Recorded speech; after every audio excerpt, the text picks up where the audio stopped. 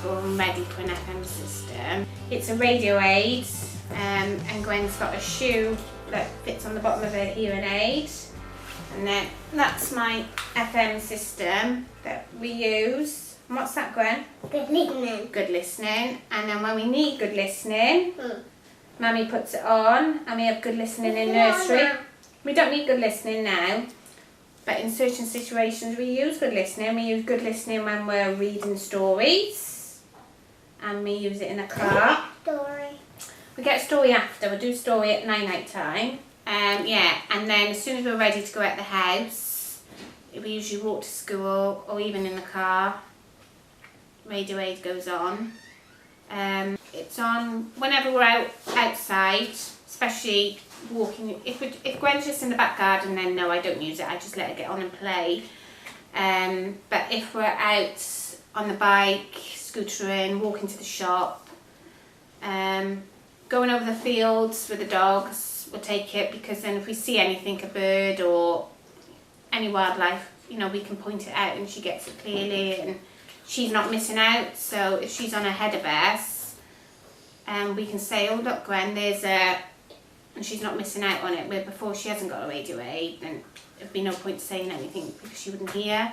The park we use it a lot because again, climbing apparatus, and after school in the ground that Lewis goes to school and Gwen goes to nursery, they've got a big park that's in the field, and of course nice days like this you can get 60 kids in the park. It's a big park, but then if I call her or she's climbed on something or she's hanging off something, where you'd be able to say don't do that or get down, without the radio aid Gwen wouldn't hear. But if I've got that on, you know, she knows if I say, she might not get all of it, but she knows it stops her from doing whatever she's doing, and you know, and knows that there's a situation. So yeah, that's That looks like Daddy's name.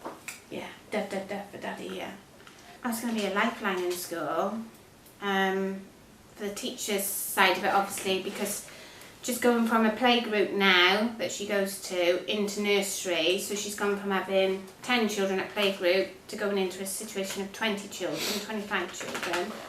Nursery rely on this all the time now because of the background noise and all the other children. Gwen wasn't getting anything, so when they need her attention, the radio aid they use all the time in nursery as well. So in school, yeah, for a learning aspect, I can't imagine her not having it. I think we just found that when Gwen was, we found out that Gwen was severely deaf, that we didn't think.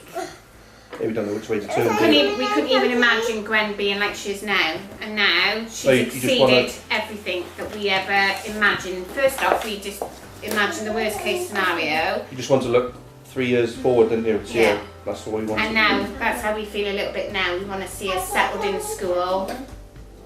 And then obviously I think when she goes to junior school, we'll probably want to see her settled in secondary school. And then once she gets to secondary school, we want to see her in a job. You know, you just want to see, yeah. But as it is at the minute, I think she's fine. Right direction. And she's obviously a very chatty and happy little girl, so... That's one shut up. Sometimes we could turn her off from an opera, and yeah, and then you just remember then that we didn't even think that we'd get this, would we?